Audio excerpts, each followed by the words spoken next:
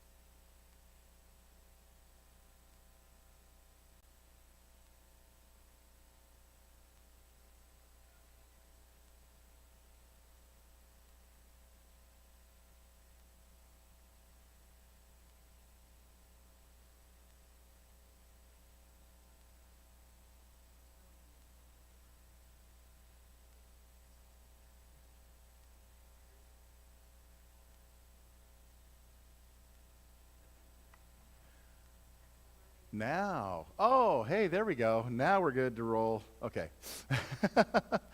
Good evening, everybody. Greetings. Great to have you with us here. We are on class 95 here, and we are going to be in Acts chapter 12. Continuing on with the spreading of the gospel in and around Jerusalem. And tonight we're going to be talking about some different characters. We'll kind of talk about them a little bit.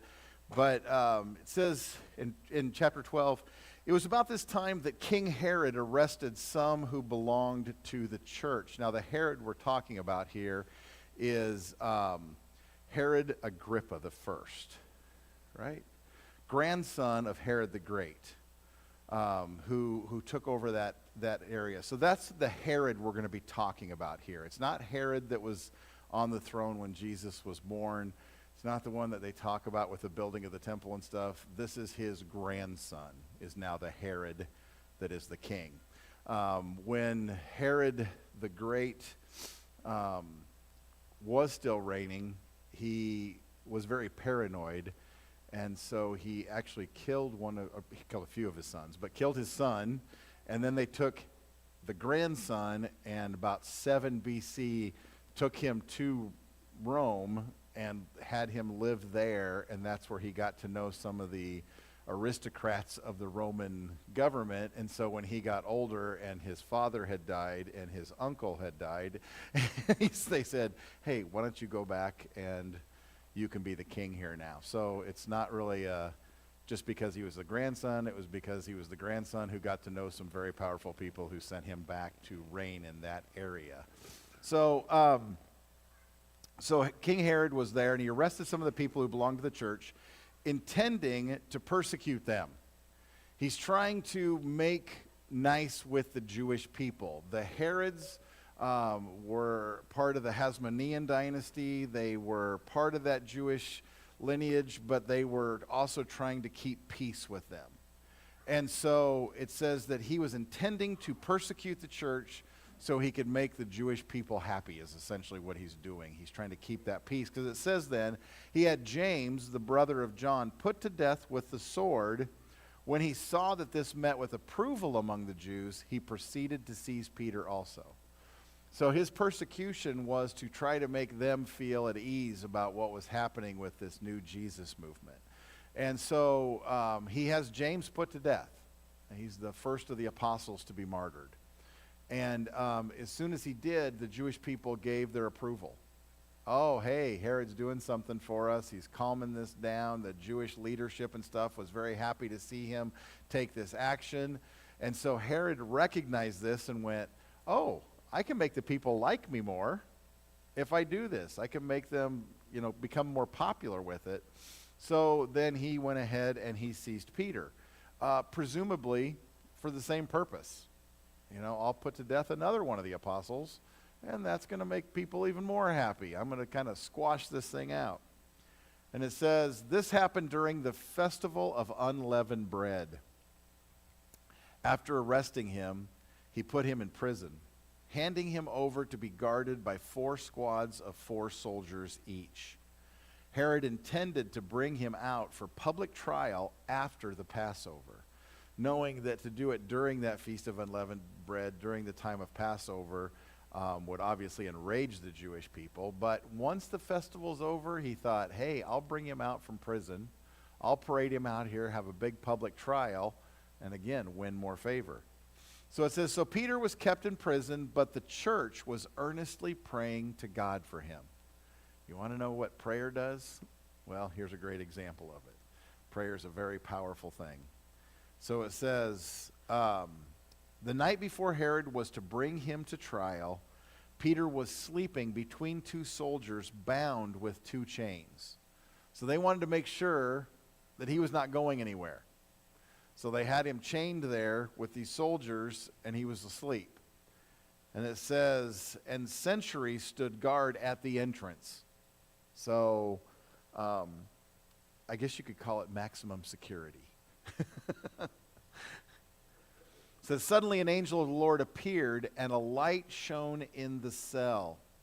He struck Peter on the side and woke him up. Quick, get up, he said. And the chains fell off Peter's wrists. Then the angel said to him, put on your clothes and sandals. And Peter did so. Wrap your cloak around you and follow me, the angel told him. Peter followed him out of the prison, but he had no idea that what the angel was doing was really happening. He thought he was seeing a vision. They passed the first and second guards and came to the iron gate leading to the city.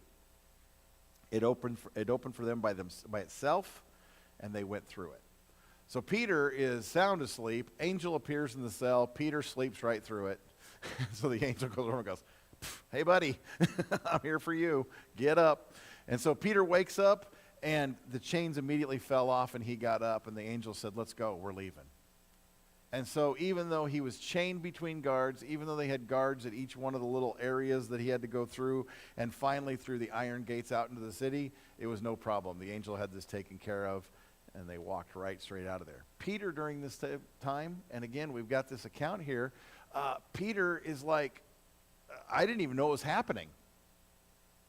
I thought I was having a dream. I thought it was a vision of some kind, because it just happened so quickly, and all of a sudden he finds himself out into the street. And it says, when they had walked the length of one street, suddenly the angel left him. Then Peter came to himself and said, now I know without a doubt that the Lord has sent his angel and rescued me from Herod's clutches and from everything the Jewish people were hoping would happen. So Peter knew that after the death of James and after his arrest, he was going to be the next big public display. And so the church was earnestly praying, and as they were praying, the angel came and let him out. He thinks it's some kind of a vision. He thinks it's some kind of a dream. And then all of a sudden he finds himself standing alone in the street and went, oh, I'm really here. I'm out. Okay. But knowing all the time that God had spared him. Because I really think he probably resigned himself to the fact that tomorrow I'm going to trial, followed by my execution. A fair trial followed by a public hanging. So he's like, well, here we go. But that wasn't God's plan. And so no matter what the plans of man are, God is still in control of that situation. As hopeless as it may seem sometimes, God is still in control of that. And so Peter, thinking this is the end, God said, no, you still have so much more to do. And it says, when this had dawned on him, he went to the house of Mary, the mother of John, also called Mark, where many people had gathered and were praying. Peter knocked at the outer entrance, and the servant named Rhoda came to answer the door. When she recognized Peter's voice, she was so overjoyed that she ran back without opening it and exclaimed, Peter is at the door. So Peter's like, I just escaped from jail. I'm out here in the street. He knocks on the door, and Rhoda goes, oh, it's Peter, and doesn't even let him in. Hey, think you could open the door for me? She runs back to everybody. It's Peter. He's here. And he's standing outside. And it says, "You're out of your mind," they told her. When she kept insisting that it was so, they said, "It must be his angel." Even though the people were praying for his release, and even though the people were praying that God would rescue him, when he actually showed up, they went, "Oh, it's not really him. You're out of your mind. He's chained up down there between these guards. There's no way he's getting out of that prison." But God sent the angel, and he walked right past all those guards. He's at the door, and when she kept insisting, "No, he is really here. I heard him knocking. I heard him talking." You'd think that she would have said, "Maybe I should have opened the door." But but she heard him talking, heard him knocking out there, and she ran and told him, and she kept insisting, "No, he's really there." And they went, "Oh, it must be his angel, or it must be his spirit. It must be that Peter has been executed. He's probably gone. Maybe this is some kind of a visitation or something from God." And so it says, "But Peter kept on knocking, and when they opened the door and saw him, they were astonished." They said, "Oh my gosh, I can't believe this is really true. How in the world did you get out?" But again, it's because God's plan was so much greater even than what King Herod thought he could do. God's plan was that Peter would do so much more for him. And so it didn't matter what even the ruling bodies of that area thought, because God's plan is superior to it.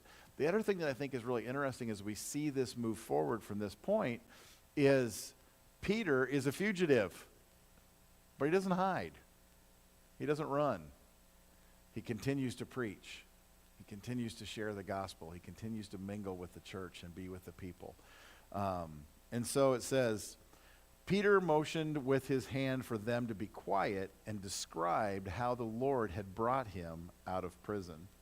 "Tell James and the other brothers and sisters about this," he said.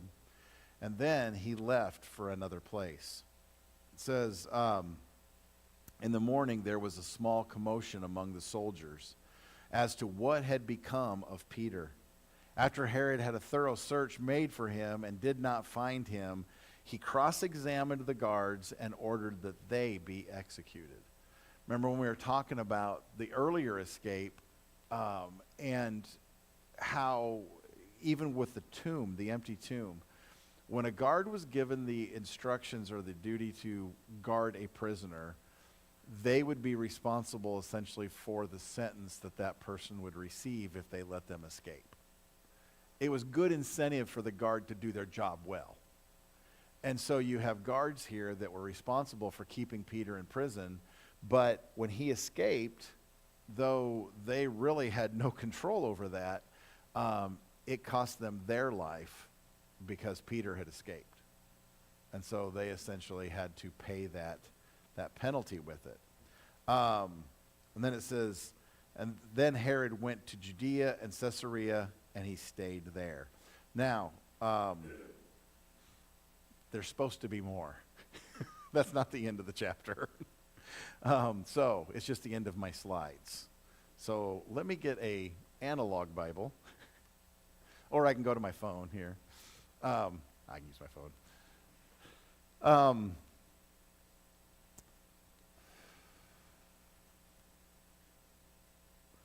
So you won't be able to follow along in the screens anymore, but I don't want to stop there because there's more story.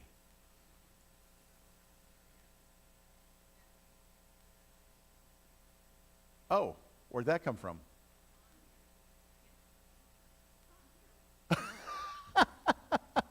That's awesome. So she's got it. All right, I can do it there. It did not come to here. Yeah. My next slide is, thank you for coming. All right. So it says that Herod went to Caesarea in Judea. So went to Caesarea. Caesarea is Caesarea Maritima. It's on the Sea of Galilee. It's still there today. The ruins of it are still there today. It actually was still a functional city and a seaport until the time of the Crusades. The thing that makes Caesarea so important is that Herod Herod the Great built this as one of his palaces. And he went along and he said, okay, this is where I want to build this great seaport. The problem is where he decided to build it, there was no natural harbor. And so he said, then I'm going to make a harbor. And so he actually had one of the very first, or the very early projects where he took concrete that could harden in seawater underwater, and they took it out and they built a harbor there. And the harbor is still there today because they poured these huge blocks and they took them out and they put them down into the sea and made a big hooked harbor so that ships could come in behind it and get out of the waves and stuff so they could bring them in to dock them and unload them and everything. So it's completely man-made. There was no natural harbor there. They completely made it from scratch. Herod had them do this big project. The other problem that he had is after he built this great city, there's no fresh water there. So that's not a problem for a king like Herod. So he had them build about a 15-mile aqueduct from a mountain up north of there and brought in fresh water by aqueduct that entire place. Now, the interesting thing is part of it is still standing. Again, it was still working and functional until the time of the Crusades when it was destroyed so that they could take that port and keep it from being used by the Crusaders coming in.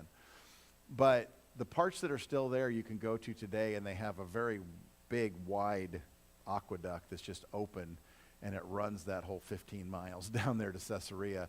Then next to it, there's a smaller one that is covered the entire way.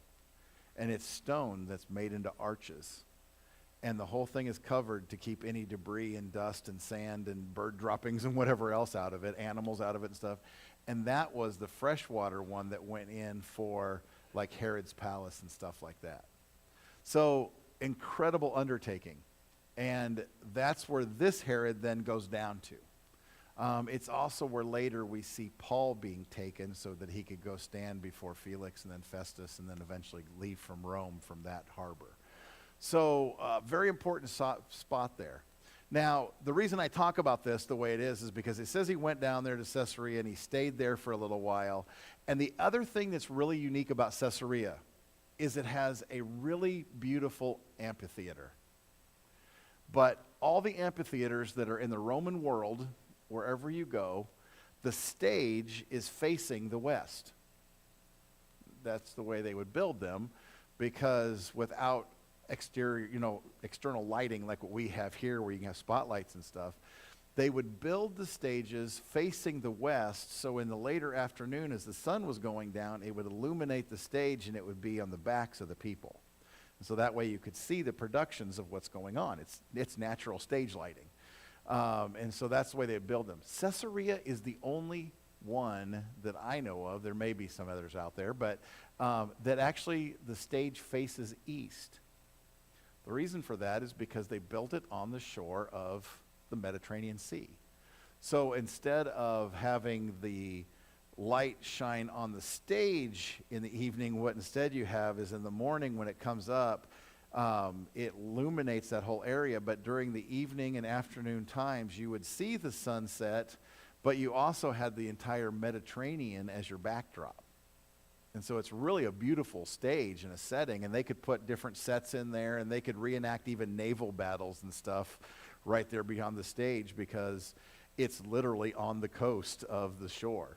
And so, and I mean really close. And so that is a really unique place. Now, why do I tell you this weird bunny trail story? Because I think it really shows us what is going on. And when I was over there, I had one of the professors saying, I want you to think about this for a second. And he said, now again, this is kind of a speculative thing because it doesn't say specifically this is the spot. But when you go there, especially in the morning and the sun is cresting over and hitting that stage, this next story makes a whole lot of sense.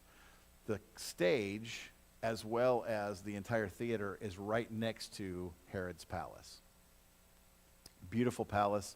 Herod was very extravagant in his building of it. As a matter of fact, he built a swimming pool out into the Mediterranean. So again, they built a peninsula that goes out into the Mediterranean, and in the middle of that was a swimming pool. So, you got to have a swimming pool in the Mediterranean Sea. You can't just swim in the sea. You have to have that deal. And so that foundations of that is all still there, and parts of his palace and stuff. But it's right next to where this stage was. And so it says he'd been quarreling with the people of Tyre and Sidon. Tyre and Sidon are just to the north, present-day Lebanon. You may have heard of that place. It's been in the news a little bit lately.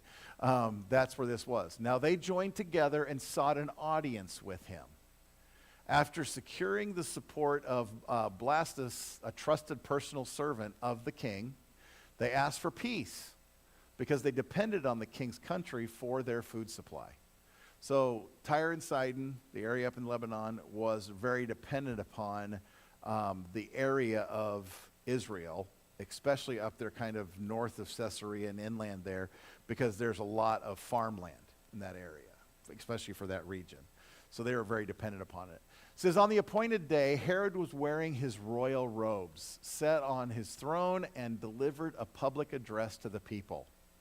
They shouted, "This is the voice of a God, not of a man."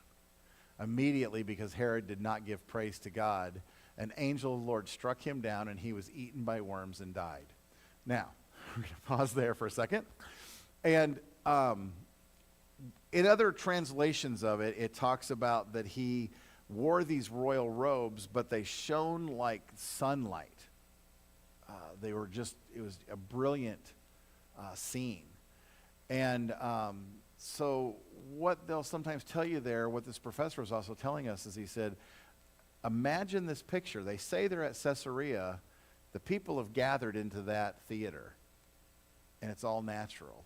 And if he appointed the time to walk out onto stage as the sun came up from behind that theater and illuminated that stage, and he was in a garment that had kind of the sequins and the gold thread and things like that, he said it would be blinding almost because you would see all that shine back at you because it would be like that stage lighting, and you'd have this grand specter.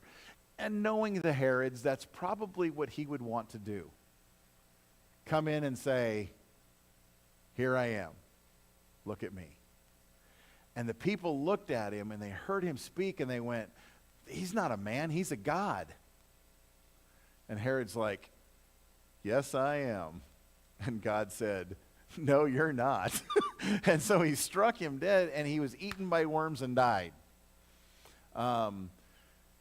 Again, how you want to interpret that out, intestinal worms, whatever, but he was stricken right then. He was taken off the stage, and he was devoured by little critters. So kind of a nasty way to die. But his pride, his arrogance, his trying to show his grandeur. And God said, "No, that's not your glory to take. That's not your position to do this." So we see the demise of him then. But what's interesting is it says, but the word of God continued to spread and flourish. People would have thought Herod is the king. He's been appointed by the Roman government, and he sits in this position of authority. And his plan was to kill Peter, or at least imprison him, beat him, whatever, to stop the spread of the gospel. Then his next thing is I'm going to go take care of some business, and I'm going to show everybody exactly how grand I am. And God said, wrong on both accounts. The gospel's going to spread. Herod's not going to stop it. No human is going to stop it.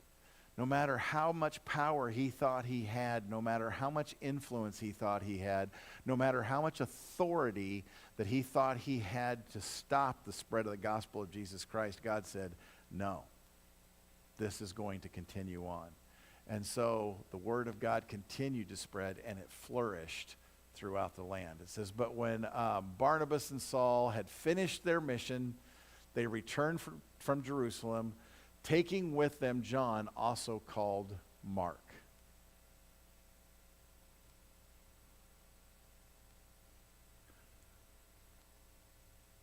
I don't know if mine will work anymore. I think I lost contact with it. Oh, there we go. Yeah. So we see the spread of this. Now we also have Saul coming into the picture with Barnabas and John Mark, who later we would just know as Mark, comes into the missionary game as well. That's an interesting story. I don't know for sure how we're going to cover that with this particular book, this deal, but we'll talk more about it, which is a great example of people having a difference. Paul did not want to work with John Mark, but yet supporting each other in the ministry of Christ. It's because we're all on the same team doesn't mean we're all on the same page all the time. But the end result is the gospel of Jesus Christ must be put out. And so that's what they were doing, and that's a great example of that when we see that. But Saul, this time becoming Paul, and Barnabas were starting to spread the missionary news as well as Peter, who continues on to spread the gospel from that point. So that is that little section of Acts 12. So again, I just kind of want to thank everybody for coming tonight. Thank for everybody at home. Thank you. See you guys Sunday at home, or if you want to come join us, that would be awesome. We'd love to have you here in person. So thank you.